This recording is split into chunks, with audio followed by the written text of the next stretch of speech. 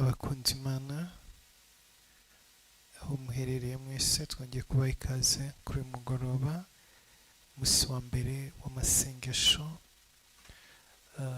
amasengesho y'iminsi 7 tugiye kumarana iminsi 7 hano dusengera hamwe kandi tuganirira hamwe n'amasengesho afite umutwe uvuga ngo kwatura no guhanura cyangwa se kudeklara, gutangaza, kwamamaza. Haleluya. Hamwe no guhanura. Yesu ashimwe.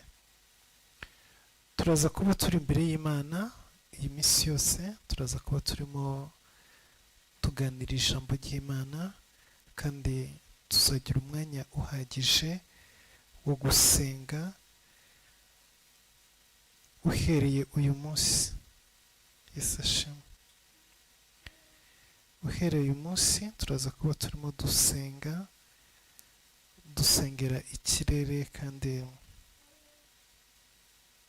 twinginga Imana kugira ngo igire icyo ikora muri iyi minsi.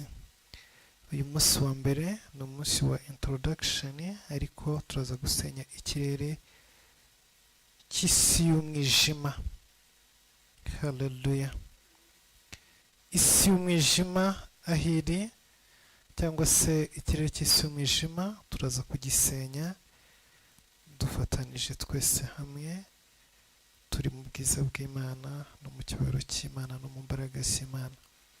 Reka rero ngusabe wowe wamaze kugera ku murongo kugira ngo ubwire n'abandi batarahagera baze tuze kubana muri uyu mwanya kugira ngo twese hamwe duhabwe umugisha n'Imana, kugira ngo buri wese abone umugisha w'Imana.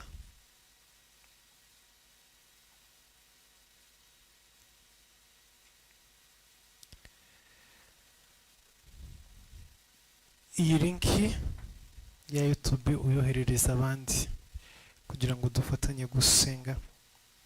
Iki ni igihe cyiza kandi ni igihe cy'umugisha, ni igihe cy'imbaraga, ni igihe cy'ububasha, ni igihe Imana iri buze gukora ibintu byinshi, iri buze gukorana nawe, iri buze gukorana nanjye, iri buze gukorana natwe kandi iraza gukora ibintu bihambaye binyuze muri uyu mwanya w'amasengesho, binyuze muri uyu mwanya wo kwiyiriza, wo kwatura. Ndazi neza yuko ubuzima bwa benshi buzahindukira muri iyi minsi 7. Imiryango yacu izahinduka, imibereho yacu n'ubuzima bwacu bizahinduka muri iyi minsi 7. Haleluya. Byanze bikunze hari ikintu kidasanzwe kizakoreka. Reka rero dusenga Imana hanyuma twinjire mu ijambo ry'Imana. Data, mu izina rya Yesu Kristo, mu izina rihambaye, mu izina rikora ibimenyetso n'ibitangaza, tuje imbere yawe muri kano kanya. Data, twiriwe imbere yawe muri aya masengesho, twiriwe dusenga, twiriwe duhamagara imbaraga zawe, twiriwe duhamagara ikiganza cyawe, twiriwe duhamagara ubushobozi bwawe no gukomera kwawe. Turakwifuza Mwami, turagukeneye, dukeneye imbaraga zawe, dukeneye ububasha bwawe, dukeneye ikiganza cyawe, dukeneye gukora kwawe no kwera kwawe. Uduhe umugisha uyu mugoroba, umugisha umuntu wese udukurikiye, umugisha umuntu wese uri muri amasengesho, wowe wese tuzabana muri iyi minsi 7. Reka ukuboko kwawe kumuterure kugere aho kumukura, kugere n'aho kumujyana. Reka imbaraga zawe zihindure ibihe, zihindure icyerekezo.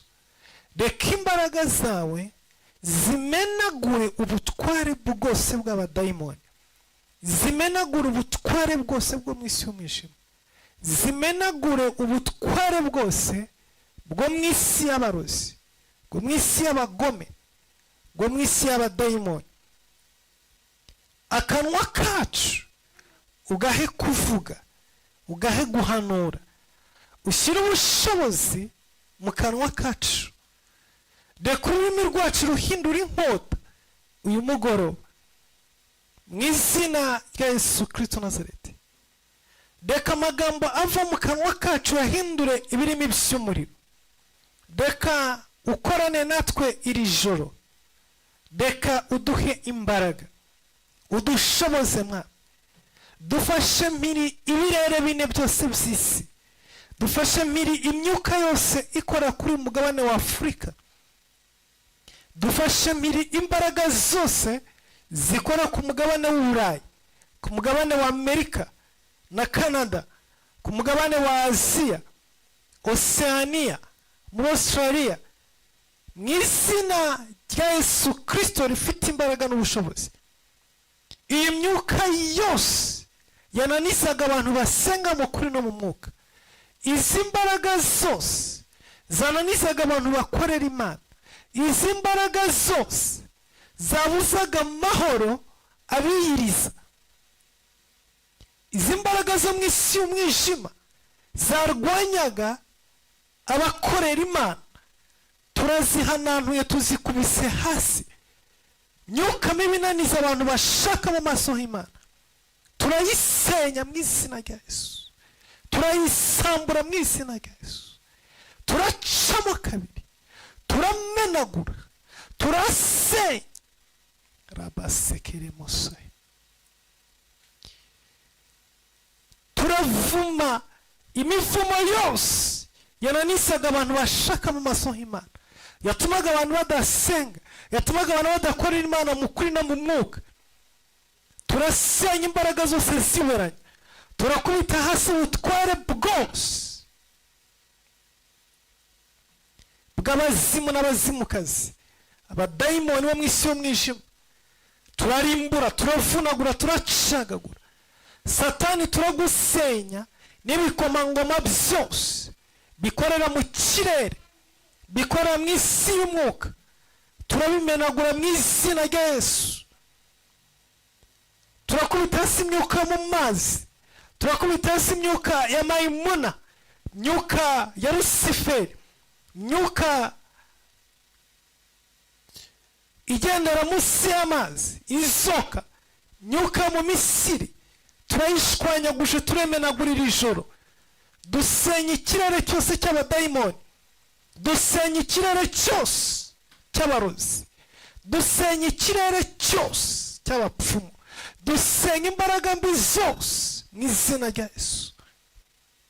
Dufashe mpiri ibirwanya abana b'Imana, ibirwanya amasezerano, ibirwanya gukorera Imana, ibirwanya kumvira Imana, byose turabirimbuye, tubishyize ikuzimu, tubitwikishije umuriro w'Imana, turabisenya mu izina rya Yesu. Data, turakugomororeye iki kirere, turakugomororeye Mwami aha hantu duhagaze. Reka habe presence yawe mu izina rya Yesu. Ndavuze ngo mu izina rya Yesu Kristo, Data, buri muntu wese ahari afatanije natwe n'amasengesho, arimo gukurikira, turimo gusengana, ikirere kiba turagifunguriye Mwuka Wera. Dufunguye ikirere cy'Umwuka Wera, dufunguye imbaraga z'Imana, dufunguye umwuka w'Imana, dufunguye ubushobozi bw'Imana. Reka butegeke, reka bukore. Mwami, manura intebe yawe y'ubwiza, manura intebe yawe y'icyubahiro, manura intebe yawe yo kunesha, manura intebe yawe y'amashimwe, uyitereke hagati muri twebwe, kugira ngo buri wese Mana muri iyi minsi 7 abone ukuboko kwawe, abone imbaraga zawe, abone icyerekezo cyawe, abone ineza yawe, abone urukundo rwawe, abone kugira neza kwawe. Shimwa Mana, kuko uri Imana iri hagati muri twebwe. Tuguhaye buri kimwe kugira ngo ukiyobore. Data, reka mbumbura akanwa hanyuma mvugane n'ubwoko bwawe. reka ibimenyetso n'ibitangaza bibe muri aya masengesho, bibe muri iyi minsi 7. reka uhindure ibihe Mana. Abatabonaga icyerekezo, abatabonaga inzira, abatabonaga umucyo, ubaremera umucyo. Abatari bazi ko bikwiriye kumera no kugenda, babona imbabazi zawe n'urukundo rwawe Mana. Tugushimiye uyu mwanya, tugushimiye iki gihe cyiza uduhaye. Reka Mwami ukorane natwe kandi uduhe umugisha mu izina rya Yesu, amen. Haleluya. Abahageze Imana mu ijuru ibahe umugisha. Iki ni igihe cyiza. Haleluya.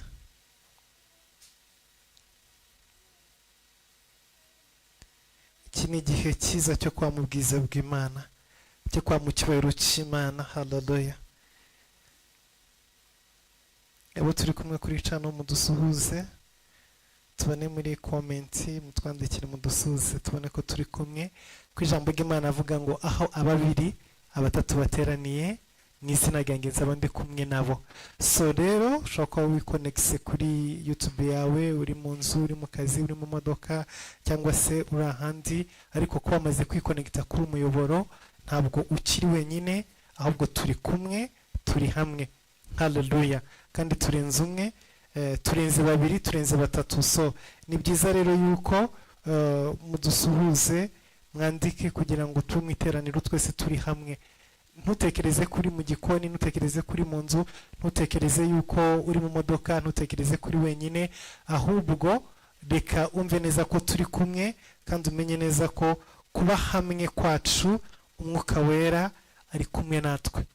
Kuba hamwe kwacu Yesu Kristo ari hagati muri twebwe, kuko ni kwisezerano rivuga aho muteraniye muri babiri, muri batatu mu izina ryanjye nzururuka mbane namwe. So rero reka duhuze umutima.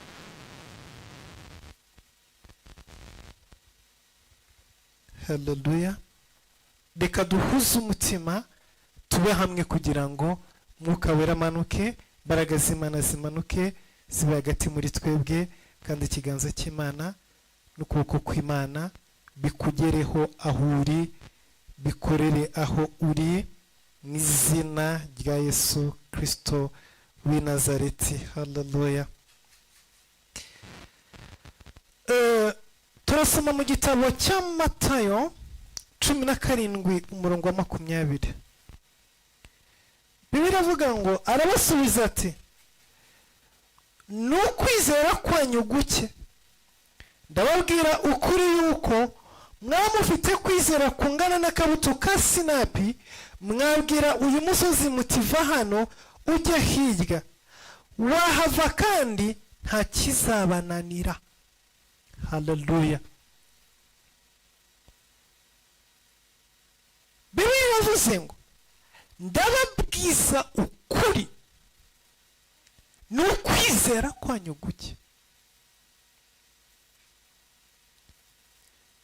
Ukwizera kwanyu kuri hasi, ukwizera kwanyu kudashyitse, niko kwatumye munanirwa.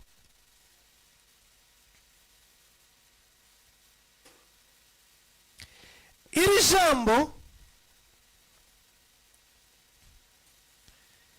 Yesu yarivuze nyuma yuko abigishwa bari bamaze kunanirwa. Ngiye gukora introduction ntoya ku bw'aya masengesho y'iminsi 7, hanyuma twishyire muri topiki yacu y'uyu munsi yo gusenya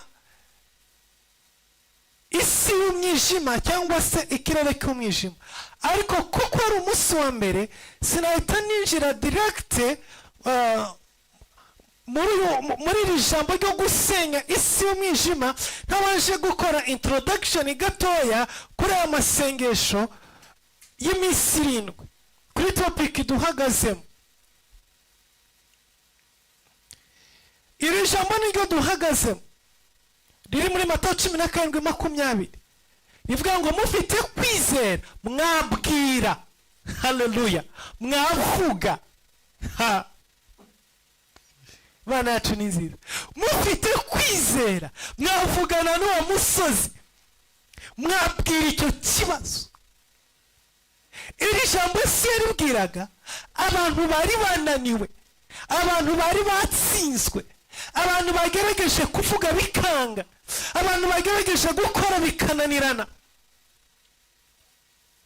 Ntabwo yarimo abibwira abantu batigeze bagira ikintu bakora, oya.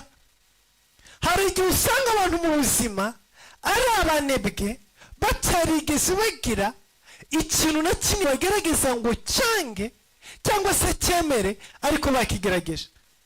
Noneho hari tepe y'abandi bantu usanga bagerageje ibintu byinshi ariko nta na kimwe kirashoboka. Ubwo ni ubwoko buri bw'abantu,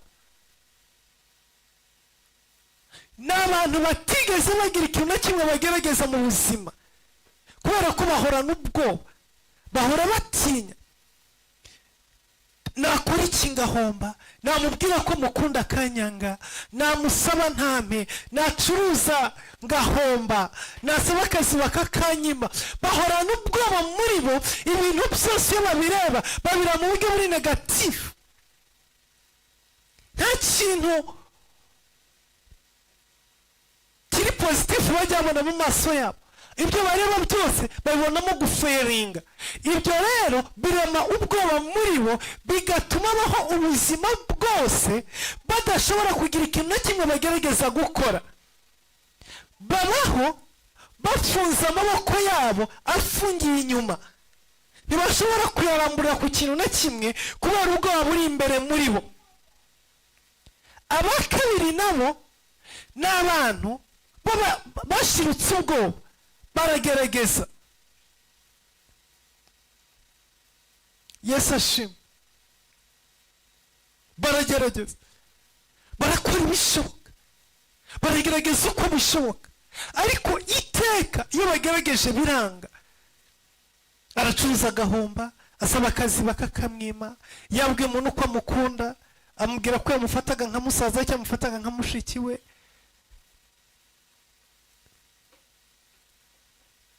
Iyo ahinze birarumba, nta kintu ajya ategura ngo gisohore. Hari abantu bameze gutyo. Hari n'abandi kategori ya gatatu, baragerageje, ubwa mbere barahomba, ubwa kabiri barahomba, ubwa gatatu barahomba, ubwa kane barahomba, ariko ubwa gatanu barunguka, ubwa gatanu bicamo, ubwa gatandatu biremera, ubwa karindwi inzira ziraboneka. Hari n'abandi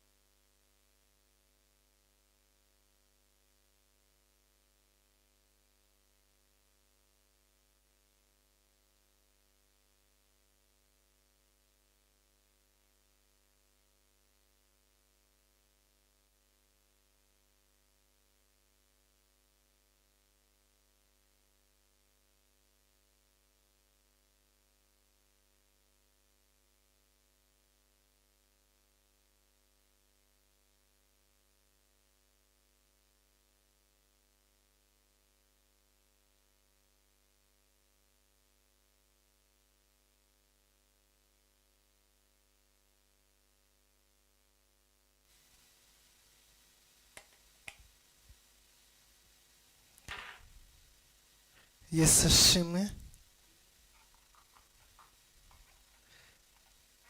Mikrofone ndabona zitangiye kudukoroga, mwihangane, but biragenda neza mu izina rya Yesu.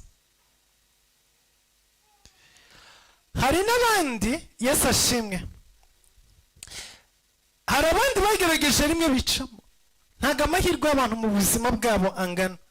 Hari ababikora rimwe ako kanya bigahita byemera, bikagenda neza pe.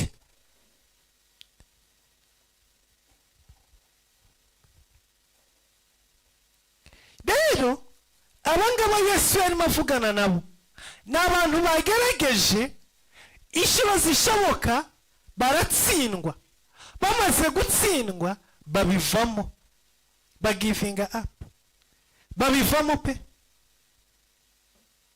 babizanira Yesu barabimuha, arambwira ati akira, twebwe byanze, twebwe byatunaniye. Yesu arabikora, akiza uyu mwana. Amaze kumukiza bazi iruhande rwiwe, baramubwira ngo turashaka kumenya ko twebwe twagerageje bikanga, ko twabikoze bikananirana, wowe bigenze gute mu gahe gato kugira ngo uvuge ijambo rimwe gusa bicemo? Bigenze gute ngo uvuge ijambo rimwe gusa byemere? Tubwire secret ukoresheje, tubwire ibanga ukoresheje. Niho Yesu yabwiye ngo ndababwiza ukuri, impamvu mwatsinzwe ni ukwizera guke. Haleluya. Muri amasengesho y'iminsi 7 nje kukubwira ngo hari ibintu byinshi twatsinzwe mu buzima kubera kwizera guke. Hari aho twananiwe, hari aho twacitse intege, hari bitaciyemo, hari bitakunze, hari aho tutageze, hari ubuzima bitwabayemo, hari inzira mbi twanyuzemo, hari ahantu habi twabaye, hari aho twanze kuva, hari aho tukicaye, hari aho tukizengurukaho kubera ukwizera guke. Ukwizera guke kuri mu buzima bwacu kwatumye hari n'ibyo tudashobora gukora kandi twari tubishoboye.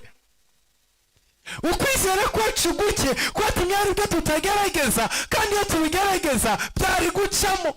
Abandi barabigerageje bigenda neza, ariko twebwe byanze gucamo. Why? Kwizera guke. Ariko Yesu aravuga ngo at least mugire ukwizera nibura, at least nibura kungana. Si ugukenewe kose. Yesu ashimwe. Ntabwo ari ugukenewe kose, ariko Yesu aravuga ngo nibura, basi simbasabye bwinshi, ariko mbasabye nibura utungana n'akabuto ka sinapi. Uko ni mukugira muzavuga, muzabwira. Reka mbabwire, ibintu byo mu isi y'umwuka, ibintu bikorera mu isi y'umwuka byose bitangirana no kuvuga, bitangirana no kwatura, bitangirana no kubwira. Niba udashobora kuvuga, ukwizera kwawe nta kintu kuzigira kukumarira. Twigishijwe kwizera, ukwizera kungana n'akabuto ka sinapi. Ariko iri jambo ryo muri Matayo 17:20 riratwereka yuko kwizera kuri connect ku kuvuga. Iyo udashobora kuvuga, ukwizera kuri muri wowe gupfira muri wowe, gupfira indani muri wowe. Ukwizera kwawe kugira imbaraga iyo uguhuje, iyo uguconnects no kwatura no kuvuga. Yesu aravuze ngo nimugira kwizera muzabwira umusozi. Bivuze ngo nugira ukwizera ariko ntuvuge, kwa kwizera nta kintu kuzabasha gukora. Ariko isi y'umwuka irumva, ifite amatwi. Isi y'umwuka iyo watuye, iyo uvuze, yumva ibyo uvuze kandi irumvira iyo uvuze ufite kwizera. Iyi minsi 7 ni iminsi yo guhanura, ni iminsi yo kuvuga, ni iminsi yo kwatura. Ariko kwatura guhagaze mu kwizera. Iyo uvuga utizeye bihinduka amagambo gusa. Amagambo asohotse mu kanwa kadafite kwizera agenda adafite icyo ashobora kumara n'icyo ashobora gukora. Ariko ijambo ryose riturutse mu kanwa k'umuntu wizeye, ijambo ryose riri konegite ku kwizera, ryimura umusozi. Haleluya. Umusozi ni iki? Umusozi ni ubwo bugumba. Umusozi ni uko kugumirwa. Umusozi ni ayo mahane ari mu nzu yawe. Umusozi ni icyo cyangiro kiri ku buzima bwawe. Umusozi ni ubwo bukene buri mu mibereho yawe, ni ubwo bushomeri, niyo nzara, nako gahinda, n'uwo mubabaro. Iyo ni imisozi iri mu buzima bwawe.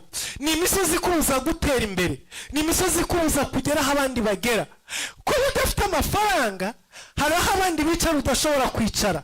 Uwo ni umusozi waje mu buzima bwawe kugira ngo utambuke ntibikunda. Kubera yuko hari aho abafite amafaranga bicara, hari aho abafite amafaranga barara, hari aho abafite amafaranga barira, hari aho abafite amafaranga bagendana nabo. Rero kutagira amafaranga mu buzima bwawe ni umusozi ukubuza kugera aho ngaho. Kutagira urubyaro, abafite urubyaro hari indi revo babayemo, hari ubundi buzima bafite ntushobora kubugeramo udafite umwana, utarabyara. Uko kutabyara ni umusozi uri mu buzima bwawe, ni umusozi uri imbere yawe. Rero uwo musozi kugira ngo usenyuke, kugira ngo uveho, bisaba ko uwubwira.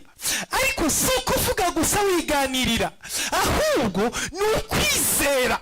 Haleluya. Iyo ufite kwizera, ukwizera kwawe kurema amagambo muri wewe. Ukwizera kwawe gucenshinga attitude yawe. Ukwizera kwawe guhindura imitekerereze yawe. Ukwizera kwawe guhindura amaso yawe akareba mu buryo adasanzwe arebamo. Amaso yo kwizera, umuntu ufite kwizera ntabwo areba kimwe n'umuntu udafite kwizera. Umuntu ufite kwizera, ukwizera gufite ukuntu guhindura amatwi y'umuntu akumva ibitandukanye n'ibyo abandi bumva. Haleluya. Ukwizera iyo kuri mu buzima bwawe guhindura imigendere yawe, guhindura imiryamire yawe, guhindura imirire yawe. Ukwizera guhindura uburyo cyo ukoramo ibintu. Ukwizera guhindura inshuti ugendana nazo, guhindura abo bana nabo. Ukwizera guhindura abo wumva. Haleluya. Yesu ashimwe. Imbuto yo kwizera iyo yamaze guterwa mu buzima bwawe, igatangira kumerera muri wowe, umera nk'umugore utwite. Umuntu ufite kwizera muri we aba ameze nk'umugore utwite.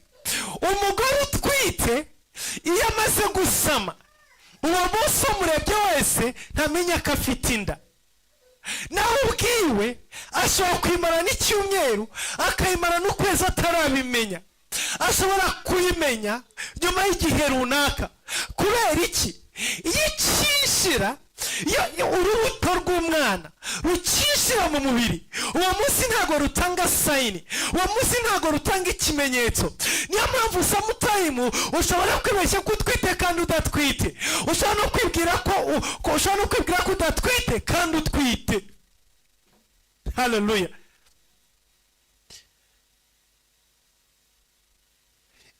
Ukwizera kumeze nk'imbuto y'umwana iri mu nda y'umugore. Ntabwo kugaragara umunsi umwe. Iyo kwizera kuri mu mubiri wawe, kuri mu buzima bwawe, iyo kwakwinjiyemo, ntabwo kugaragara umunsi umwe, ahubwo kwicara mu nda, kwicara muri wowe, hanyuma kugatangira gukura. Gutangira gukura umunsi ku wundi, gutangira gukura uko bukeye n'uko bwije. Haleluya. Iyo umwana ari mu nda atangira gukura. Uko atangira gukura, atangira kwagura inda y'umugore. Inda itangira kugenda yaguka, tangira kugenda iza imbere, tangira kugenda iza ku ruhande. Ntago bikorwa umunsi umwe, ni process zikorwa mu buryo n'utwita atabimenya. Ajya byuka igitondo kimwe yakwireba agasanga inda yarahindutse, igitondo kimwe yakwireba agasanga amaso harahindutse. Ntago ari ibintu bibera, ntago ari ibintu biza mu buryo bibona. Uko niko kwizera kumera. Niyo mpamvu Yesu yavuze ngo kumeze nk'akabuto ka sinapi, ahantu kaguye ntikaba kagaragara, ariko aka kabuto ka sinapi Yesu yakavuze mu baravuga ngo iyo kaguye mu butaka ni akantu katagaragara, ngo ariko karamera kagakura, ngo kakaba igiti kinini cy'inganzamarumbo, ngo inyoni n'ibisiga biza kwarikamo mu kirere. Ariko igihe katangiraga kari akantu gato cyane. Uko niko kwizera kumera iyo kwinjiye mu buzima bwacu. Ukwizera kwinjira muri wowe ari akantu gato cyane katagaragara, ariko karamera kagatangira kugenda gakura. Uko gakura umunsi ku wundi kagenda kaguhindura, kagenda kaguhindura imibereho, kaguhindurira inzira ucamo, kaguhindurira imitekerereze. Urabyuka igitondo kimwe ugasanga abari inshuti zawe bose aruge cyo wabasize ku ruhande mu buryo utaruzi. Warabasize kuko ibitekerezo byabo, ubwenge bwabo n'inzira zabo ntago bijyanye nawe. Iyo mwicaye muganira ibyo bavuga nibyo ukwizera kukuganiriza ni ibintu bitandukanye. Kubw'izo mpamvu ujya kwisanga ugasanga hari inshuti imwe, ebyiri, eshatu, enye, eshatu, zirindwi, umunani, icyenda, icumi zamaze kuva mu buzima bwawe, kuko iyo mwicaranye nta biganiro mukigirana. Mwajyaga mumarana amasaha 3 kuri telefoni, ariko kuri iyi nshuro musigaye muvugana iminota 2 mukabura icyo muvuga mugakupa. Kubera iki? Ukwizera kwatangiye gukura, gucenginga imitekerereze yawe, gucenginga imyumvire yawe, gucenginga amagambo uvuga. Rero abadafite kwizera muri bo, iyo muvuganye bakumena amatwi. Yanda iri mu nda y'umugore itangira kugenda kuri gitondo kimwe, ikagira ibyo igenda ishaka, ikagira n'ibyo yanga, ikagira ibyo isezera mu buzima bw'umugore uyitwite, ikagira n'ibyo izanamo. Igihe kiragera umugore utwite akaba atagishobora kwihisha. Yesu ashimwe. Akaba atagishobora kwihisha. Ahaciye hose mu nzira umubonye akamuha umwanya, yakwinjira muri bisi akamuhagurukira akicara, yakwinjira mu rusengero bakamushakira intebe yicaraho, yaza mu bukwe bakamuprotokora akicara imbere. Kubera iki? Inda yamaze gucreating isi yayo, ibyo kwihisha ntibigishoboka. Mu nzira imodoka zirahagarara agatambuka. Uko niko kwizera kumera. Yo kwizera kuri mu buzima bwawe igihe kiragera kugakura, kukazana amashami, kukazana imbuto, kukaba kutagishobora kwihisha. Haleluya. Rero uku kujyana no kwatura, kujyana no kuvuga abashakala Masai. Umuntu ufite kwizera aravuga, nibyo Yesu yavuze. Aravuga, abwira imisozi, abwira ibihe. Haleluya. Iyi minsi 7 tuzaba duhagaze muri uko kwizera. Usaba Imana, ubwira Imana ngo Mana nyambika kwizera muri iyi minsi 7, kuko hari ibyo nshaka kuvugana nabyo, hari ibyo nshaka kubwira. Reka dusenge gatoya, hanyuma ninjiye muri topic y'uyu munsi. Haleluya. Dufatanye dusenge. Dusaba Imana, ubwira Imana ngo Mana nka kwizera, ndema mu kwizera, ndashaka kugendera mu kwizera, ndashaka guhagarara mu kwizera, ndashaka gukorera mu kwizera. Nta mavuta yo kwizera, rebo shakara Masai. Haleluya. Nta mavuta yo kwizera, imbaraga zo kwizera. Reka mpagarare mu kwizera iyi minsi 7 ndi imbere yawe Mana. Sukaho amavuta yo kwizera kugira ngo nature, kugira ngo mpanure, kugira ngo mvuge, kugira ngo mbwire rabashakara masayi. Ndashaka kuvugana n'imisozi iri imbere yanjye, ndashaka kuvugana n'ibiri imbere yanjye, ndashaka kuvugana n'ibizengurutse, ndashaka kubwira ubuzima bwanjye mu izina rya Yesu Kristo. Ndashaka guhanura nyarabasekale mosayini. Hari igihe navuze ntafite kwizera, hari igihe nagenze ntafite kwizera, hari ibyo nakoze ntafite kwizera, ariko muri kano kanya, muri iyi minsi 7 nyambika kwizera, ndemamo kwizera, kwizera mana. Nkuko umugore asama inda, reka nanjye nsama inda yo kwizera, kugira ngo ngendere mu kwizera, mpagarare mu kwizera, mvugire mu kwizera, nkorere mu kwizera. Reka ukwizera guhindura imitekerereze yanjye, ukwizera guhindura imirebere yanjye, ukwizera guhindura imikorere yanjye, ukwizera kundebe mu muntu mushya. Rabasakara masayi. Ndemamo kwizera mana. Reka ukwizera kwawe kumbemo iri joro, ukwizera kwawe gukomerere muri jewe. Hari ibyo nakoze ubwa mbere ndatsindwa, mfite sheke nyinshi mu buzima bwanjye, mfite sheke mu rugo rwanjye, mfite sheke mu rubyaro rwanjye, mfite sheke muri finance, mfite sheke mu masengesho, mfite sheke kuko nta kwizera. Yesu, hari ibyo nakoze sinabishobora kubera ko nta kwizera, ariko iri joro ndakwinginze unsubize mu kwizera, kugira ngo nkosore ibyo nakoze mu gihe cya mbere, kugira ngo mwami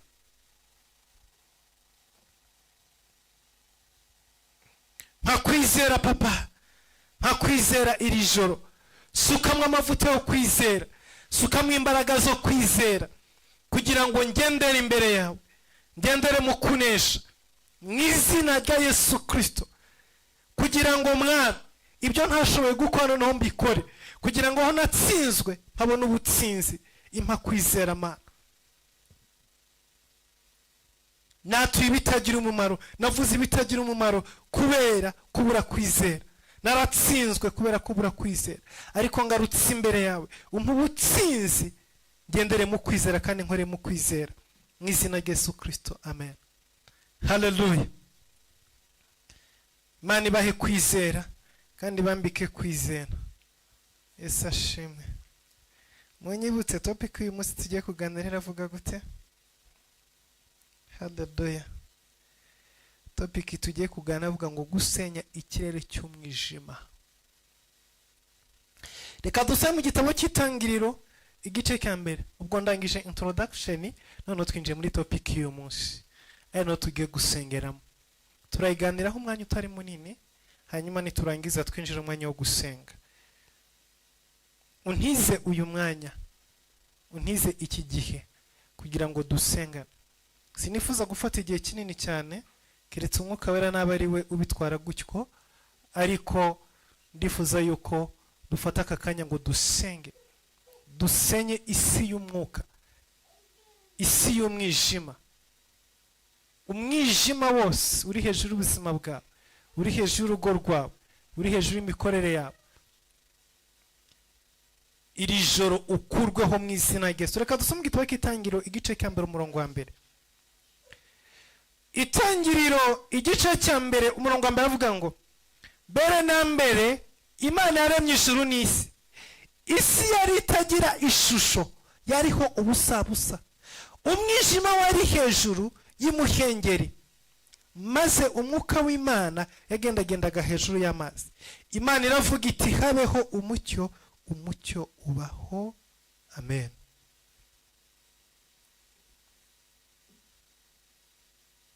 Mbere na mbere Imana yaremye ijuru n'isi. Isi yari itagira ishusho, yariho ubusabusa. Isi nta shusho yari ifite. Hejuru yo kutagira ishusho yariho ubusa. Muzi icyabiteye? Ngo kubera yuko yari itwikiriwe n'umwijima. rero iryo jambo tugiye kuganira uyu mugoroba, gusenya isi y'umwijima, gukuraho ikirere cy'umwijima, gukuraho imbaraga z'umwijima. Ahantu hari umwijima haba ubusa gusa. Ahantu hari umwijima nta shusho hagira. Iyo utwikiriwe n'imbaraga z'umwijima ubaho nta shusho ufite, ubwiza bwawe ntibugaragara, uburanga bwawe ntibugaragara, ubwenge bwawe ntibugaragara. iyo hari umwijima utwikiriye urugo rwawe, urugo rubamo ubusa. iyo hari umwijima utwikiriye abana bawe, imitwe y'abana bawe ibamo ubusa. iyo hari umwijima utwikiriye bizinesi yawe, urakora ugahomba. ndavuga gutwikirwa n'umwijima, ngo isi nta shusho yari ifite, ngo kandi yariho ubusa gusa, kuko yari ikavarinzwe, yari itwikiriwe, yari igoswe n'imbaraga z'umwijima.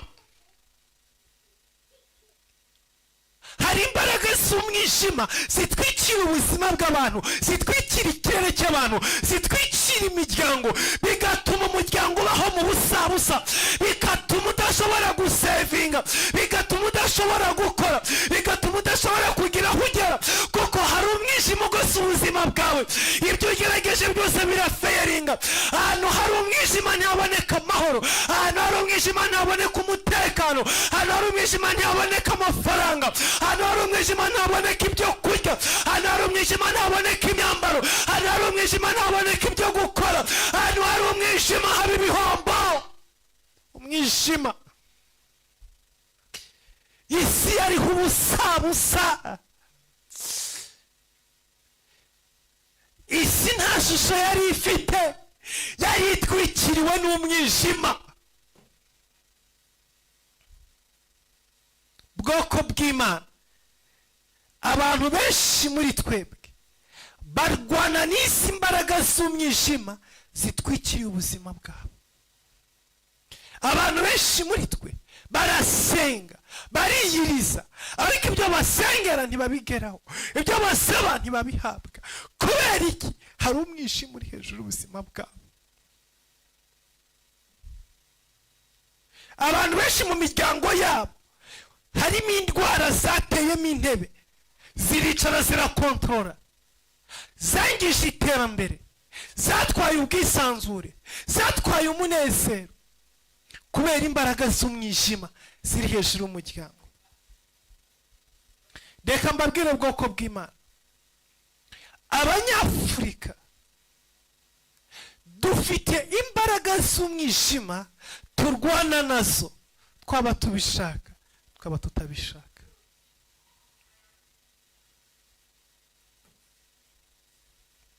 waba ubizi waba utabizi, waba uri muri Afurika waba uri Burayi, hari imbaraga z'umwijima zitwikiriye ubuzima bwawe, zirwana nawe, upfa kuba ukomoka muri Afurika.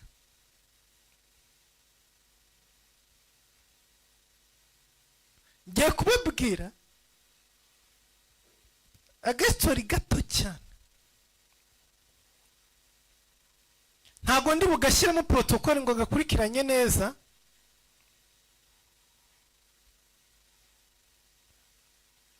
kuko sinakanditse ngo nze kukabasomera.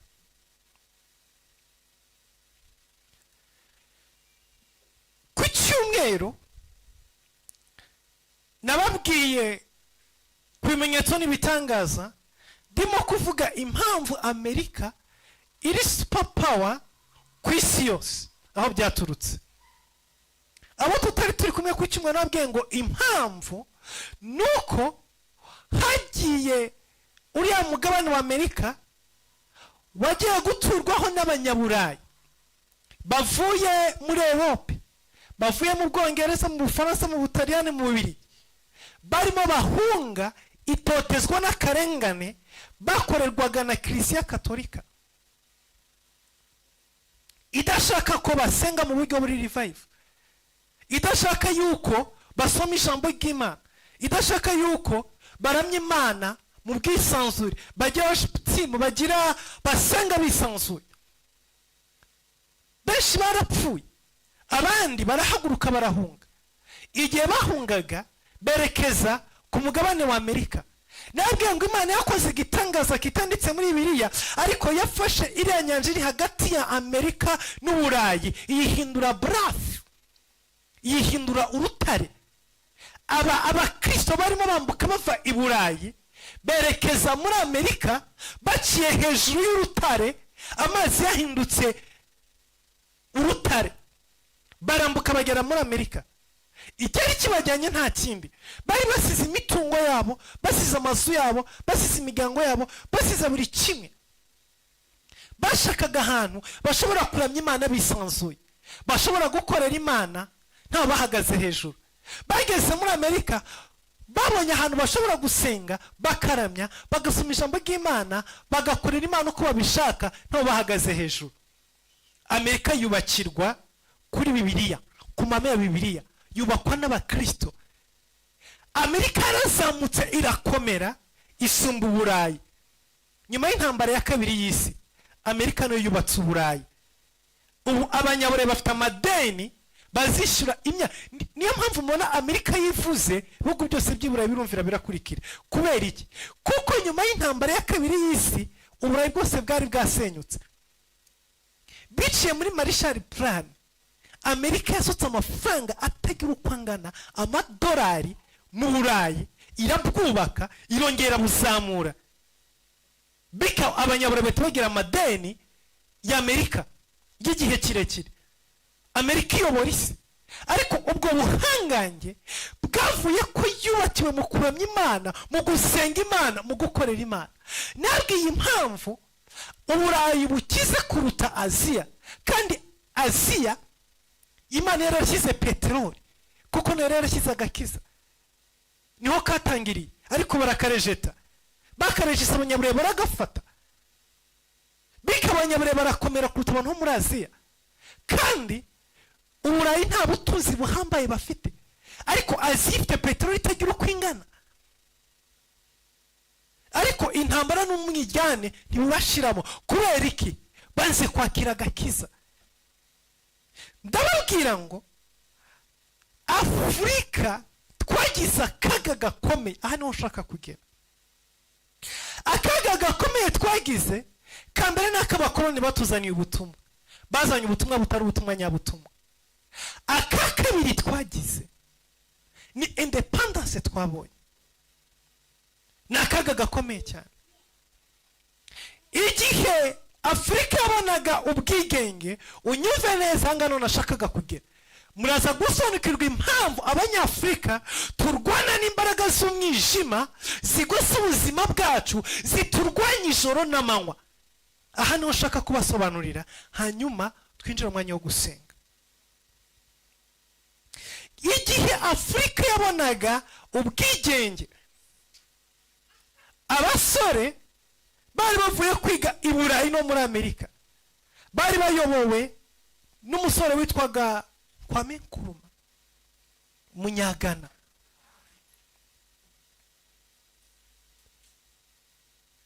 Harimo ba Julius Nyerere, harimo ba Jomo Kenyatta,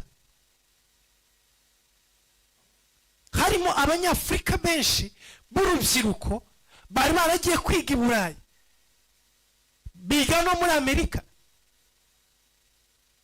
Igihe bagarukaga baje muri Afurika, bari barabonye uburyo ki ibihugu by'i Burayi byateye imbere, ibihugu bya Amerika byakomeye bishingiye ku ijambo ry'Imana.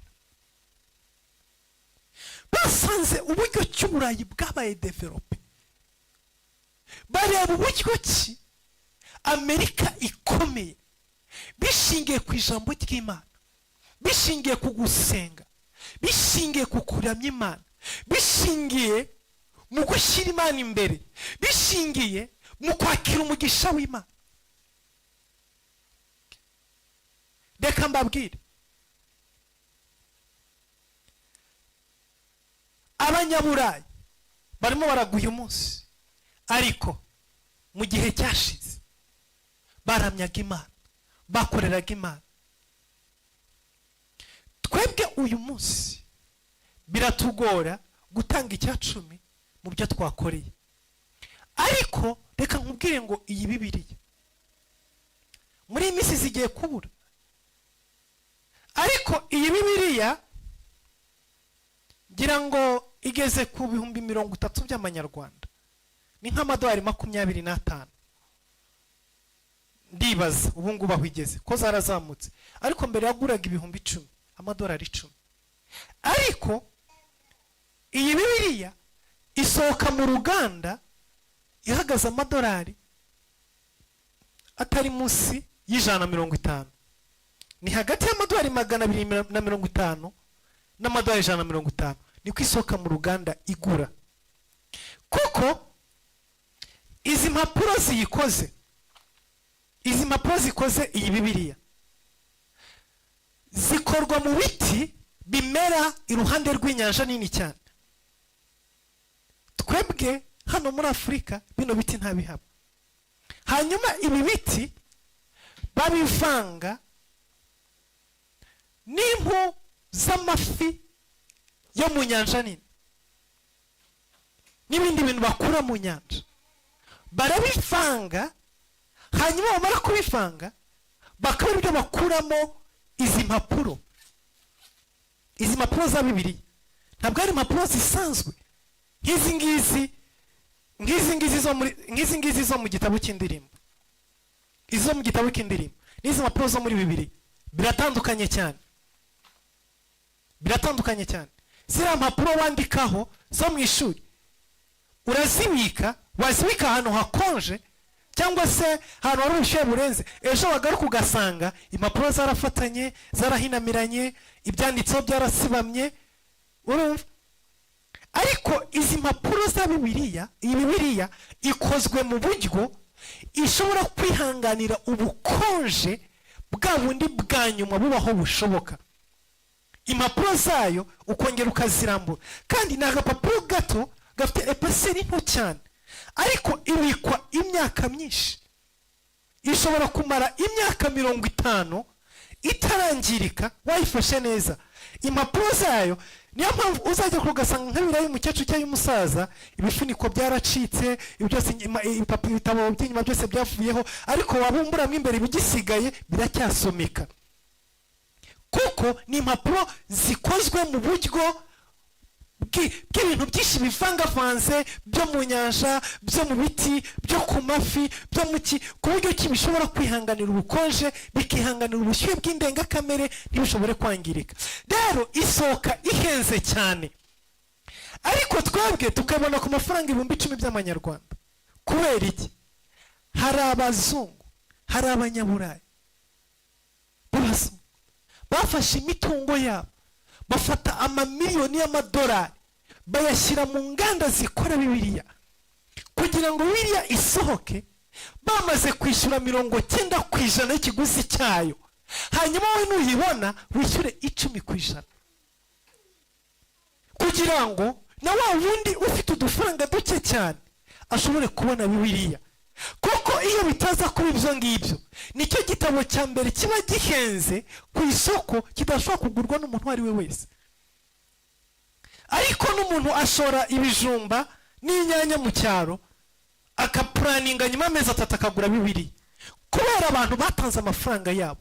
Ni ukubera basobanukiwe ijambo ry'Imana yuko nutanga uzongererwa, utanga arongererwa.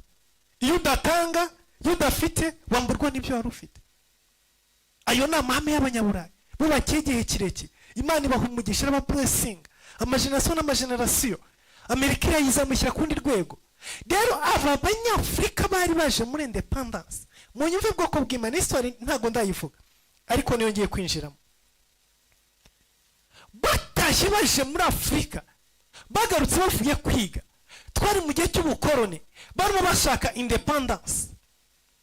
Ghana nicyo gihugu cya mbere cyabonye ubwigenge, kiyobowe na Kwame Nkrumah. Uyu Kwame Nkrumah yari afite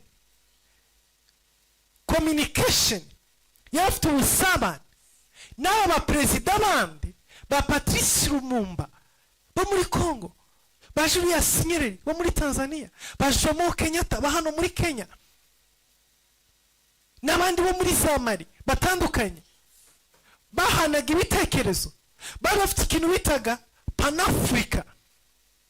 Baravugaga ngo igihugu kimwe kibonye ubwigenge, ibindi bihugu byose bitarigenga, nta independence izaba ihari. Kugira ngo tubone independence nuko abanyafurika twese twigenga. Bari bafite socialisme, bari bafite gukorera hamwe. Igihugu cya Ghana kiba ari igihugu cya mbere kibona ubwigenge muri Afurika, cyobowe na Kwame Nkrumah. Umunsi abazungu bafataga Ghana bakayihereza Kwame Nkrumah, bakambwira ngo akira igihugu ugende ukiyobore. Ndimo ndabwira uko iki Afurika igoswe n'imbaraga z'umwijima, muraza kubisobanukirwa. Abazungu bamaze guhereza Kwame Nkrumah igihugu ngo akiyobore, icyo yakoze ni kimwe. Yarabyutse mu gitondo ahamagaza abapasiteri, ahamagaza abapadiri, ahamagaza abakozi b'Imana, abantu barimo amasenga. Aravuga ngo mvuye i Burayi kwiga i Burayi, nize muri Amerika, nabonye uburyo igihugu byateye imbere, nasobanukiwe neza ko icyatwishe ni ukudasenga, ni ukutaramya Imana, ni ukutubaha Imana, ni ukutazana umucyo w'Imana muri Afurika yacu. None ngiki gihugu ngikuye mu maboko y'abazungu, ariko ngishyize mu biganza byanyu kugira ngo nk'abakozi b'Imana mukiyobore mu nzira y'Imana, hanyuma tubohora abanyafurika bene wacu. Arabwira ati mbahaye iminsi 3 muzagaruke mumbwire icyo twakora. Abapasiteri barataha, babakozi b'Imana barataha. Bamaze gutaha buracya mu gitondo umwe aragaruka, araza aramubwira ati burya ruzi n'ibindi, Apostle Eric ari muri iyi diru jewe ntago nzayibamo, mwirukane kuko je ntago twumvikana. Undi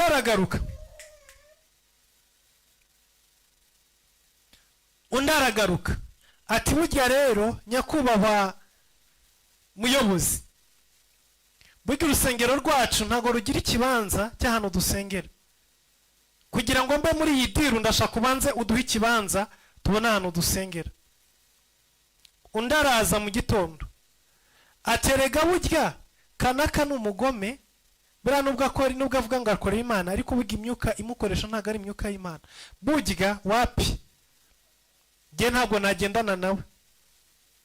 Undi araza ati burya rero je rwose ubanza ushakire nk'ibihumbi 100 by'amadolari kugira ngo nubake urusengero membe n'abakozi b'Imana dukorana umurimo, hanyuma ikindi rwose ibyo nubikora nange nzaza muri program. Undi araza ati rero jewe nungira umuyobozi nkaba ari je nkurira bino bintu kandi nkaba ari je mbiyobora, nibwo nzaba muri ibi bintu. Kwame Nkrumah arababara cyane, aravuga ngo twarwanye, twamenye n'amaraso, twahanganye bishoboka kugira ngo tubone igihugu, turakibonye, none nimwebwe nari nizeye yuko mugiye kumfasha tukubaka igihugu tukakigeza ahantu hafatika. Hagati muri mwebwe harimo amateka ameze gutya, harimo izangano zimeze uko, harimo kwifuza no gukunda ibintu bingana uko. Murantengushye. Arabyuka mu gitondo afata abarinzi biwe, afata imodoka yerekeza kwivuko mu cyaro aho avuka. Ahamagara base wabo, hamagara basekuru, hamagara banyirakuna banyirakuruza, arabicaza abwira ati igihugu nagikwe mu maboko y'abazungu, ariko sinzi uburyo kindi buze kubigenza, nimungire inama ndabikora gute. Barangisha baramubwira ngo igihugu kiyoborwa n'abakurambere, igihugu kiyoborwa n'imizimu, igihugu kiyoborwa n'imyuka y'abapfuye. Icara ahangaha mwana wacu tukubandishe, tugukoreho imihango, tuguhamagarire spiriti, tuguhamagarire imyuka, hanyuma izi gufashe kuyobora kino gihugu.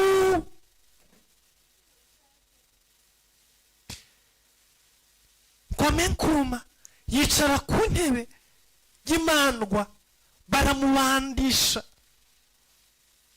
bazana umugore utwite, bamutambika ikigirwamana kitwa vodo ari muzima, bamuhambana n'umwana ari muzima, batanga amaraso, batanga ibitambo, batanga igitambo cy'umugore utwite, bamuhambana n'umwana mu nda, bacinda sago, barakeba, batanga ibitambo bitandukanye, bakora imihango, bazana inzogera, bazana ibiki, baraterekera, barabandwa. Igihugu bakimurikira imizimu, bakimurikira imyuka, bakimurikira abakurambere, bambwira ngo genda uyoborane n'iyi myuka, nizagufasha kuyobora igihugu. Iyo ngiyo ni Ghana yaribonye ubwigenge bwa mbere. Abandi bari basigaye bose batarabona ubwigenge, bahise bajya munsi ya Kwame Nkrumah. Ibihugu byose bya Afurika byabonye ubwigenge, ariko amavuta amanuka kuri ibyo bihugu yavaga ku mutwe ariwo Ghana. Ghana niyo yari umutwe w'ubwigenge. Amavuta kwari uguterekera no kuragura n'imyuka y'abakurambere n'abadayimoni n'ibitambo, niyo yamanutse ku banyafurika bandi bose babonye ubwigenge. Afurika ihabwa imizimu, Afurika ihabwa abadayimoni, Afurika ihabwa imyuka y'abarozi. Kuva icyo gihe kugeza uyu munsi birateye agahinda bwoko bw'Imana. Kugeza uyu munsi tuvugana, uyu mugozi niwo uboshye Afurika. Abaperezida bose uko bagiye bakurikirana muri Afurika babaza abapfumu mbere yo kubaza abakozi b'Imana, n'abakozi b'Imana ntibababaza. Usanga umuntu ari perezida ariko abajyanama biwe, umujyanama wa mbere ari umupfumu, wa kabiri ari umupfumu, wa gatatu ari umupfumu, wa kane ari umupfumu, wa gatanu ari umupfumu, uwa cyenda, uwa cumi, uwa cumi na rimwe ari umupfumu. Mbere yuko agira ikindi kintu na kimwe akora, abanza kubaza abapfumu, mumbarize imyuka y'abakurambere, kuko ntibashobora kuyobora batayoboranye n'iyi myuka. Ndabaha urugero rwa hafi. Ejo hashize ku cyumweru, n'ejo ku cyumweru cyane kuwa gatandatu, muri Gabo, perezida wa Gabo yarimo kurahira, yarimo kurahira kuyobora igihugu. Perezida wa Gabo yarimo kurahira kuyobora igihugu. Perezida w'u Rwanda yarariyo, perezida w'u Burundi yarariyo, perezida wa Kongo yarariyo. Ibihugu byacu bya Grand, u Rwanda, u Burundi, Kongo, abaperezida bacu kwari batatu bari muri Gabo. Urazi ikintu cyabaye mwirahira? Ababonye irahira rya Donald Trump, abarikurikiranye mbere yuko Donald Trump arahira, bahagurukije abakozi b'Imana barasenga.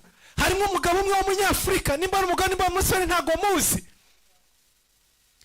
simbizi nimba ari umugabo nimba ari umusore, birashoboka ko ari umugabo, yitwa Natanaye. Yarasenze asenga mu ndimi, aravuga isengesho ryo mu mwuka, adafite ahantu na hamwe arimo gusoma. Arasenga avuga mu ndimi, ntawigeze amuhagarika, nta protokoli. Afata ikirere cy'Amerika amenagura abadayimoni bose, ahamagara intebe y'Imana, ahamagara ubwiza bw'Imana, ahamagara presence y'Imana. hakurikira abandi bagabo batandukanye b'abazungu baraza barasenga, ariko uwo mugabo mwirabura yarashimishije kuko yasenze mu buryo burimo protokoli y'umwuka gusa, arasenga. Abandi bakurikiraho, uwa kabiri arasenga, uwa gatatu arasenga, uwa kane arasenga. Hasenze abantu benshi batagira uko bangana, bararangiza. Ngutuye ibyabaye muri Gabo, muri Afurika yacu. Ngutuye ibyabaye muri Gabo, muri Afurika yacu. Aba perezida bacu bari bagiye gushyigikira. Nabwiye ngo amafuta, uyu mwuka uzengurutse hose. Muri Gabo, Ngwema arimo arahira. Bazanye uruhu rw'imondo, bazana uruhu rw'ingwe, bazana intebe y'ibiki, bazana abapfumu bisize ingwa, bambaye ibicocera, bafite amazi n'ibiti by'imiriro bamuzungurutsaho, bahamagara amasipiriti yo mu nyanja, bahamagara imyuka bapfuye, bamuragiza imisimu ngo iyoborane nawe. Ku manywa y'ihangu, imbere y'abakuru b'ibihugu, imbere y'abaperezida barenga 15 bicaye aho, ubupfumu kuri televiziyo international, mugiho mu birebe biri kuri YouTube. This is our Africa. Isi igoswe n'umwijima, umwijima utwikiriye Afurika yacu. Nimba bashobora kuza gukorera ubupfumu muri stade, aho isi yose ireba, inyuma y'amarido habereye ibimeze gute? Nimba guterekerera mu gikari bitahagije kugeza aho baza muri stade, abo kuri ibihugu bateraniye, niki baduhishe, niki badukinze, niki kituyoboye Afurika? Yewe munyafurika uri hirya no hino, nayahe mavuta ava iwanyu? Nizihe mbaraga ziraje ubuzima bwawe ziva iwanyu? N'imyuka y'ubupfumu, tuyobowe n'imbaraga z'umwijima.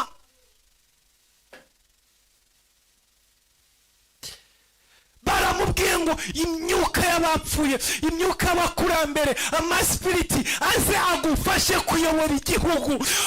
Bivuze ngo urabona perezida arimo arayobora, ariko iruhande rwiwe arimo arayoborana n'imbaraga z'umwijima, arimo arabona n'imbaraga z'abapfumu. Sibyo ndimo guhimbira hano, biri ku mateleviziyo, biri ku ma YouTube. Baramubwiye ngo imbaraga z'abakurambere zize zifatanye nawe kuyobora.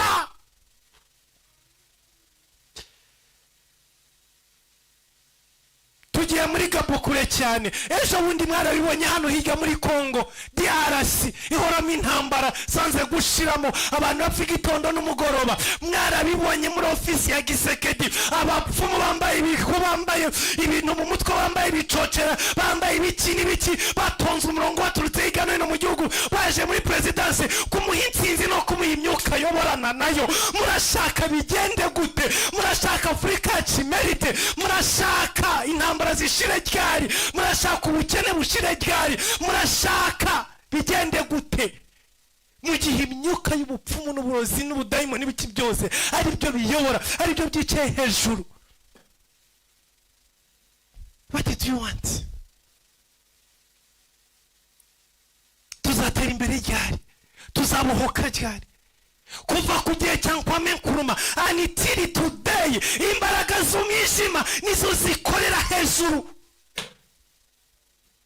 Imbaraga z'umwijima nizo zidushyiraho icyerekezo, nizo zidushyiraho, nizo zidupangira, nizo zidushyiraho imigabo n'imigambi. Tuzabura gute kwicana? Tuzabura gute? N'abaperezida bangahe, n'abayobozi bangahe basenga baramya Imana mu kuri no mu mwuka? Ni bangahe? N'Uburundi twabonaga mu biterana n'amyahimbaza, nawe yari hariya barimo batongera, bazunguza, bahamagara abazimu, bahamagara imyuka mibi, bazunguza imuri, nawe ari aho muri icyo giterane cyo guterekera no kubandwa n'ibyo. That is Africa. Narababwiye impamvu Kiliziya zahindutse ibagiro, zigenduka imbi, zigenduka iki? Kubera iki? abantu ntibigeze basenga ngo batandukanye n'imyuka y'abadayimoni, ntibigeze basenga ngo batandukanye n'imbaraga z'umwijima, abantu ntibasenze ngo batandukane n'imbaraga z'abarozi. Abantu bakomeje gusenga ariko uko basenga bakorana n'imbaraga z'abadayimoni. Abantu basenga ariko bajya mu bapfumu, abantu basenga ariko bajya mu kuraguza. Isi yariho ubusabusa, isi nta shusho yari ifite kuko yari itwikiriwe n'imbaraga z'umwijima. Igihe cyose hari imbaraga z'umwijima zitwikiriye ubuzima bw'abantu, nta shusho Afurika ishobora kugira, nta jambo Afurika ishobora kugira, nta butunzi dushobora kugira. Reka mbabwire, nyuma y'umugabane wa Aziya, umugabane wa Afurika ni umugabane ukungahaye, utunze. Munsi y'ubutaka na peteroli turazifite. Samutema Afrika nayo ya mbere itunze kurenza Aziya, ariko Afrika na Aziya birakenye ku rwego rwo hejuru. Nibura bo muri Aziya ariko nabo nta nibura, kuko intambara bagira nabo ntizige zibashiramo. Bageze ku rwego biturikiza ibisasu kubera kutagira agakiza kuzuye, kubera kurejeta agakiza, kubera nta mucyo w'Imana, nta bwiza bw'Imana. Muri amasengesho yo guprofesa, muri amasengesho yo kudekarara, reka dusenye ikirere cy'umwijima. Bwoko bw'Imana, reka mbabwize ukuri, turarwana n'imbaraga zikomeye, turarwana n'imbaraga zihambaye, n'imbaraga zimaze igihe kirekire, zashinze imizi, zikora mu myanya yo hejuru. Ibi ndabivuga, ntabwo mbivuga mu izina ry'igihugu, ndabivuga kubw'umugabane wa Afurika. Nubwo waba uri muri Amerika, nubwo waba uri mu Burayi, uri umunyafurika, hari amavuta ava inyuma yawe, hari imbaraga ziva inyuma yawe, kuko byanze bikunze aho uturuka hakomeza hagukurura, hagukurura, hagukurura, hagusubiza inyuma. Ariko none abari muri Afurika bakagorwa kurusha. Afazari abari ku yindi migabane bobo nibura imbaraga zibakurura, ariko baratandukanye nazo. Niyo mpamvu bapfa kwisuna bagapfa gutera imbere ho gatoya, ariko twebwe ziradutsikamiye, ziradutsikamiye, ziradutsikamiye. Imbaraga z'umwijima, isi eboshakaramasai,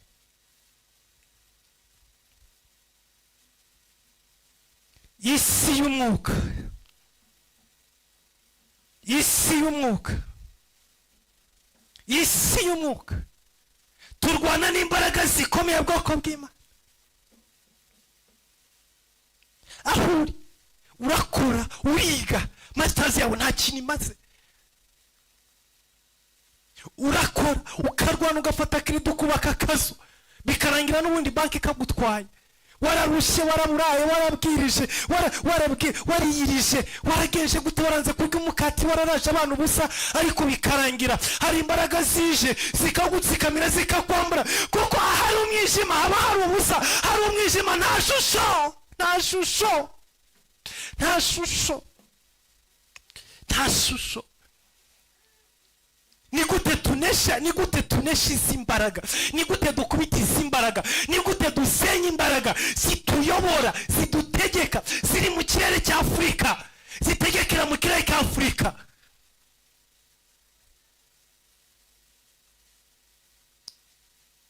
Ni gute mu mihango y'abandi bayobozi b'ibihugu biri super power hazaboneka presence y'Imana, bagatumira abirabura ngo baze kuririmba. Uriya mugabo wo muri Nigeria uririmba indirimbo z'Imana zo kuramya ni Jonathan Nathanael ninde? Bari bamutumiye kuza kuririmba mu irahira rya Perezida Trump.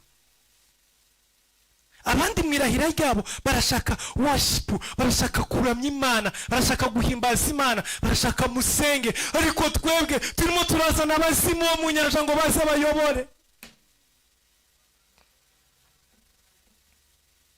Reba rero itandukano riri hagati ya Gabo na Amerika. Reba ubukene buri muri Gabo, kandi ni igihugu gikize munsi y'ubutaka. ariko niyo umuperezida yagiyeho abo yarasimbuye bari bamaze imyaka irutiye igikona, famiye imwe, naho yabakuyeho akoze kudeta,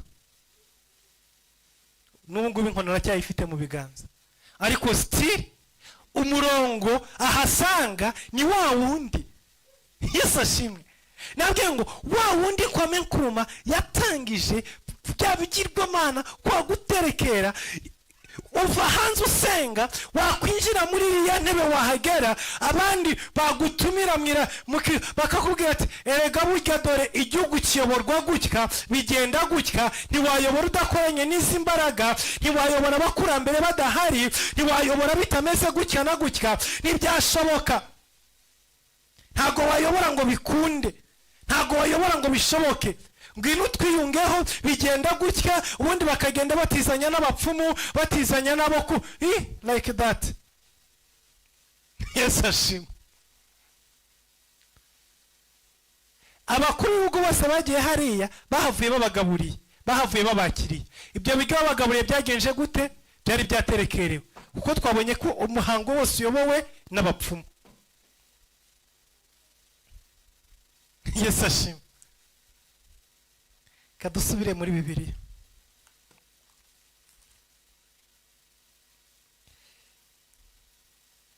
Murongo wa 3. Imana iravuga iti habeho umucyo, umucyo ubaho. Haleluya. Imana iravuga iti habeho umucyo, umucyo ubaho. Hejuru y'abamwijima utwikiriye isi, Imana iratura, Imana iravuga. Turi masengesho yo kudeklara, turi masengesho yo kwatura, turi masengesho yo kuvuga. Atura, deklara, vuga, atura umucyo, proclama umucyo w'Imana.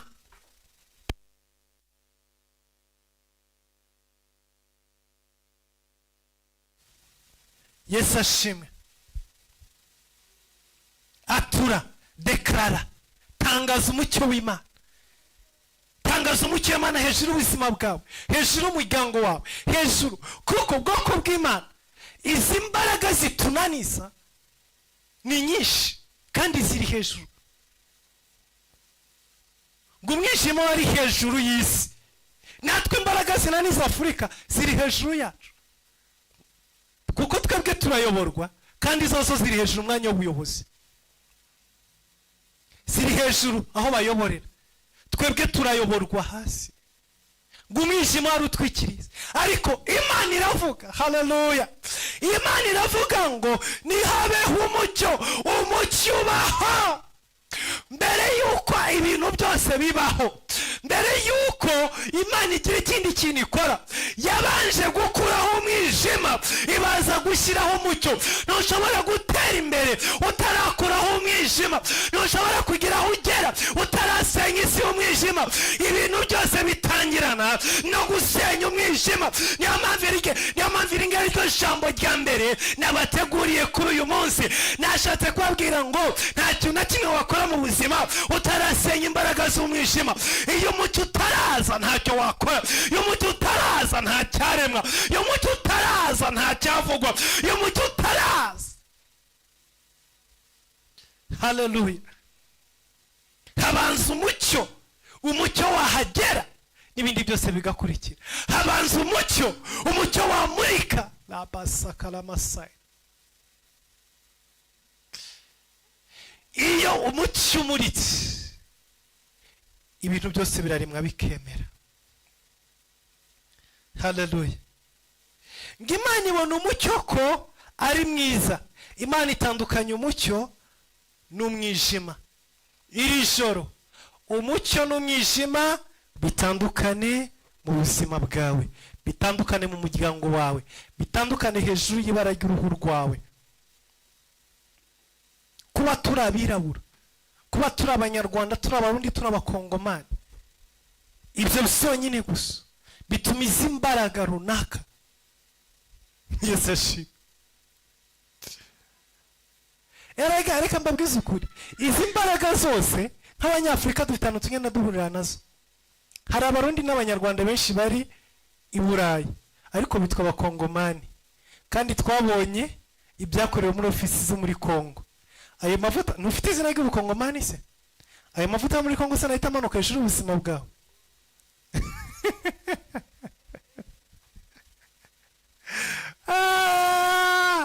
Kubera iki? Ururimi rwacu turatura ibi ngizo bisona muri iyi minsi. Ururimi rwacu rurarema. Hari abanyarwanda bashyingiranywe n'abakongomani, hari abarundi bashyingiranywe n'abakongomani, hari abanyarwanda bashyingiranywe n'abarundi, hari abarundi bashyingiranywe n'abanyarwanda, hari abanyarwanda bashatse abagaboni, hari abarundi bashatse abasomaliya, bashatse abo muri Mali. Afurika turi umwe. Izi mbaraga zose ziri connect n'ikirere cy'Afurika. Ntuzibeshye ngo angobora nibyo muri Gabo mu kazi magende mu Rwanda, ngo mu Rwanda tugira ngo morning prayer buri mwaka uko utangiye. Okay.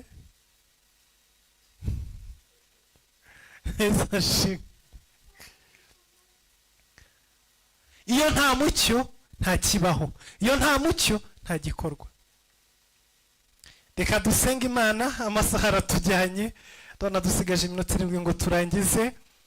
Ya dusangira saa 12:30 kugeza saa 2.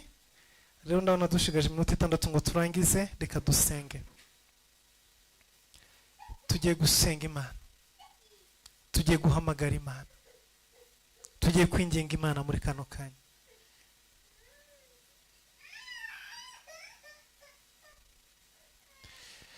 Haleluya. Tugiye kwinginga Imana.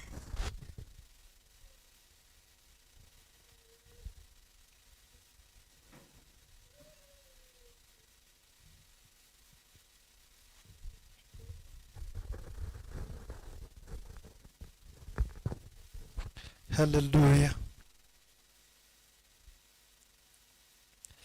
Tugiye kwinginga Imana, tugiye gusenga Imana, tugiye gukubita hasi imbaraga zose z'umwijima, imbaraga zose z'ubupfumu, imbaraga zose zo guterekera ziri mu kirere cy'Afurika, ziri mu miryango yacu.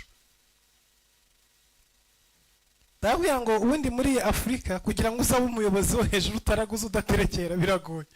Nawe ari abajene batangiye kujya ku mapeti y'abajenerali, utangira kubona abantu bakubwira ngo nkwereke umuntu ujye hagati. Iyo watangiye kuba minisitiri, utangira kubona abandi bagenzi bakubwira terega burya hari ahantu dufite umukecuru runaka ujye utubwira uko ejo bizamira.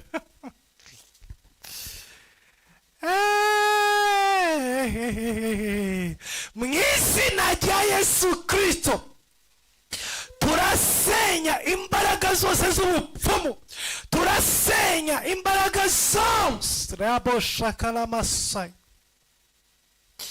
Zamurijwe rya usenge, zamurijwe rya usenge, dekarara, atura mu izina rya Yesu.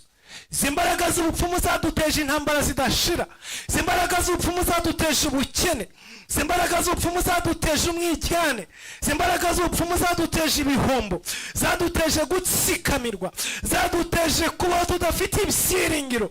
Izi mbaraga zirwana n'ubuzima bw'Abanyafurika, izi mbaraga zikorera mu kirere cyo hejuru, turazimenagura, turazisenya, turazicagagura, turazirimbura. Rabo sakaramandere bo sakaramasai.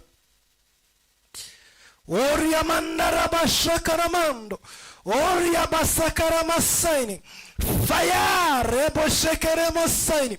Ohereza umuriro mu izina rya Yesu, umuriro w'Imana, umuriro w'Imana, umuriro w'Imana utwike, umuriro w'Imana ukongore.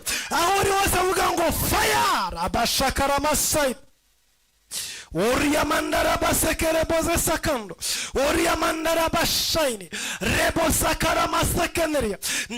ndasenya imbaraga zose zashinze imizi, ndasenya imbaraga z'umwijima, ndasenya imbaraga z'abadayimoni, ndasenya imyuka y'ubupfumu, ndasenya imyuka yo guterekera ikorera mu kirere cya Afurika, ikorera mu bihugu byacu, ikorera mu bayobozi bacu, ikorera mu batuyobora, ikorera mu bategeka Afurika, mu izina rya Yesu. Izi mbaraga z'abadayimoni, imbaraga z'ubupfumu, imbaraga zo kuragura, imbaraga z'ibigirwamana, imbaraga z'ibitambo, ibitambo by'amaraso, ibitambo by'abagore batwite, ibitambo by'abana b'impinja, ibitambo byo kumena amaraso, ibitambo by'abantu, mu izina rya Yesu Kristo bitangwa ku butaka bwa Afurika, turabisambura mu izina rya Yesu. Senga mu izina rya Yesu, senga mu izina rya Yesu, kuraho ibitambo byose bitangwa kuri uyu mugabane wa Afurika, bitangwa mu gihugu cyawe, bitangwa muri karitsiye yawe, bitangwa mu mujyi ubamo. Ibi bitambo byose by'ikuzimu, ibitambo byose by'abadayimoni, abana bacu barapfira mu ntambara hirya no hino, abagabo bacu, abagore bacu, ba data ba mama, mu izina rya Yesu Kristo senga uhagarika ibitambo by'abadayimoni. Iyi myuka ihora isaba ibitambo, iyi myuka ihora isaba amaraso, iyi myuka ihora yica ubuzima bw'abantu, senga mu izina rya Yesu Kristo. Iyi myuka itera ubukene, iyi myuka itera ubukene. Nimba mwararebye abapfumu baje gusanga Kisekedi muri ofisi, ukuntu bari bambaye incocera, ukuntu basa incocera, basa nabi, umwuka w'ubutindi, umwuka w'ubukene. Nimureba hano muri kwa Ngwema,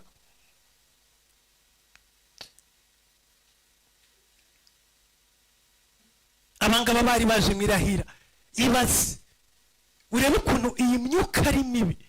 Ni mirahira ry'umukuru w'igihugu, ni perezida baje guhagarara imbere, hari abanyakibero baturutse hirya no hino, baje mu modoka meza, baje mu biki, ariko abapfumu baracyambaye ibicocera, baje bambaye ibicocera, baje bisize ingwa, baje bafite impu z'inyamaswa nizo bakenyeye. Ubutindi, ubukene, inzara biracyari hejuru. Reka mbabwire umwuka w'ubupfumu, uyu mwuka w'uburozi utera ubukene, utera inzara, utera kwambara ubusa, utera kubaho nabi. Iri joro turasenya imbaraga z'ubukene. Resekeremo shakaramana. Ubukene buri hejuru ubuzima bwacu, ubukene buri hejuru ubuzima bwacu. Izi mbaraga z'ubukene, izi mbaraga z'ubutindi ziri hejuru ubuzima bwacu kubera imyuka y'umwijima, kubera ubupfumu. Mu izina rya Yesu turiyambura ubukene, turiyambura imbaraga z'ubukene, turiyambura umwijima waduteje ubukene, waduteje ibihombo. Uyu mwijima watwikiriye ibyo dukora, watwikiriye amaboko yacu, umwijima watwikiriye ubuzima bwacu, watwikiriye bizinesi zacu. Uyu mwijima ndawusenya, uyu mwijima ndawumenagura, ndiyambura, ndawukura mu kirere cyanjye, ndawukura mu kirere cy'abakunda Imana, Ravos of God Ministries, mu izina rya Yesu Kristo. Mwijima ndawukura hejuru yanyu.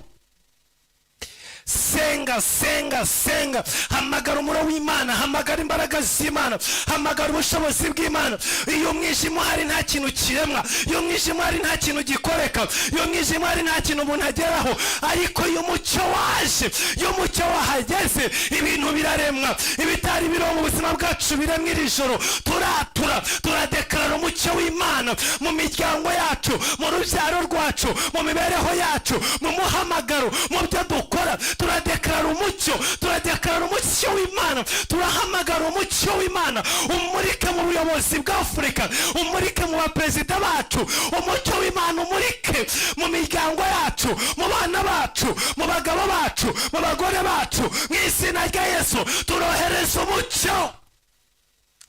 ahari umucyo abantu babana mu mahoro, ahari umucyo abantu babana mu munezero, hari umucyo abantu barishima, ahari umucyo w'Imana. Iyo umucyo w'Imana wamanutse ibintu biraremwa, iyo umucyo w'Imana wamanutse ibintu biragaragara, ibyiza biraboneka, ibitari biriho biraza, ibitashobokaga birashoboka. Ndarema umucyo mu buzima bwanjye, ndarema umucyo mu ntambwe z'ibirenge byanjye.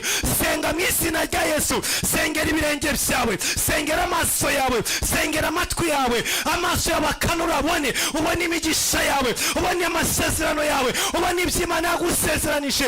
Umucyo w'Imana numurike, umucyo w'Imana numurike, ubyare. Ahari ubugumba nihamurikirwe n'umucyo kugira ngo abana baboneke, ahari inzara nihamurikirwe n'umucyo ibyo kurya biboneke, ahari ukwambara ubusa nihamurikirwe n'umucyo mu izina rya Yesu, imyambaro iboneke, ahari ukubura icyo kurya, ahari ukubura aho kuba mu izina rya Yesu, ahari ukwibagirana mu izina rya Yesu Kristo, umucyo numurike kugira ngo wibukwe, ubone akazi, uve mu bushomeri, uve mu bigeragezo, uve mu ntambara, umwijima wagukurikiranaga mu bihugu wagiyemo, mu migabane wagiyemo, uwo mwijima nuveho, umucyo w'Imana ukumurikire, umucyo w'Imana ukumurikire, umucyo w'Imana umurike. Rabashakara Masai, ahari indwara nizikurweho, ahari ibigeragezo nibikurweho, ahari amarira nakurweho, ahari agahinda nigakurweho. Reka umucyo w'Imana umurike mu buzima bwawe mu izina rya Yesu Kristo Nazareti. Imana ibahe umugisha. Mwakoze ku imbere y'Imana. Mbere yuko dusoza, urashobora gukorera Imana utanga ituro ryawe uyu mugoroba ukoresheje iyo nimero iri kuri screen zawe. Watanga icya 10 mu Burundi, uri mu Rwanda, uri mu Uganda ndetse no muri Kenya, abari mu bindi bihugu bitandukanye n'indi migabane itandukanye, mwakoresha nimero muri Kenya ya M-Pesa iherwa na 80 ya wayikoresha utanga icya 10, utanga amaturo, dukomeza gushyigikira umurimo w'Imana no kubaka ubwami bw'Imana. Imana iguha umugisha, worambuye ikiganza cyawe utura kandi ukorera Imana. Watugura umuro twakoresha muri kino cyumweru, watwishyura interinete, hari igikorwa runaka wakora nawe ugahabwa umugisha muri uyu murimo, kandi wagura n'amazi twananywa turimo tubwiriza nabyo, kandi Imana bigwera umugisha kuko iteka urambuye ukuboko kwawe, Imana iguha umugisha. Wagura amabuye yo gukoresha muri mikrofone, ni byinshi. Iyo utanze ituro ryawe hari icyo rikora mu bwami bw'Imana, kugira ngo dukomeze gusengera hamwe, dukomeze kuba hamwe, dukomeze kubagezaho revelation Imana bayaduhaye kandi bayaduhishuriye kugira ngo tubashe kwigeza ku bwoko bwayo. Data mu izina rya Yesu Kristo, umugisha umuntu wese urambuye ikiganza cyiwe abiba muri aya masengesho y'iminsi 7. Reka umucyo wabe hejuru y'ubuzima bwiwe, umukureho imbaraga zose, abimigisha bose yari yaratwaye mu mbaraga z'umwijima, mu bapfumu n'ahandi, mu izina rya Yesu Kristo Nazareti tuyikureyo kugira ngo abantu bahabwe umugisha mu izina rya Yesu Kristo. Ukingura imiryango ku bwa buri wese, abari bafite kwiheba Data basubire mu ibyiringiro, babone umugisha mu izina rya Yesu Kristo Nazareti. Amen. Imana baha umugisha. Ku masaha yo mu Rwanda saa 12:30 ejo tuzaba turahangaha n'ubundi live, hanyuma ku manywa tuzaba turi kumwe mu nyigisho ku rubuga rw'abakunzi Imana. Nkwibutse yuko ushaka kubana natwe kugira ngo ukurikirane inyigisho z'abakunzi Imana ku rubuga rw'abakunzi Imana kuri groupe yacu, urashobora kutwandikira ukoresheje iyo nimero nyine ya M-Pesa yo muri Kenya iherwa 5580. Urashobora kwitwandikiraho message, hanyuma tukagushyira ku rubuga rw'abakundi Imana cyangwa se rwa Loves of God Ministries, kugira ngo no kumanywa ujye ubasha gukurikirana inyigisho n'amasengesho. Kuko kumanywa tuba turimo dutanga inyigisho ku rubuga, hanyuma ku mugoroba tukaza ahangaha live kugira ngo tubane twese hamwe. Imana rero ibaha umugisha. Mwakoze ku imbere y'Imana, mugire ijoro ryiza. Turi kumwe na hejo, kandi ukomeze urarike, ukomeze utumire kugira ngo no masengesho yitabirwe na benshi bashobore kubuhoka no kuva mu mwijima bajya mu cyo mu izina rya Yesu. Amen. Good night. Ciao ciao.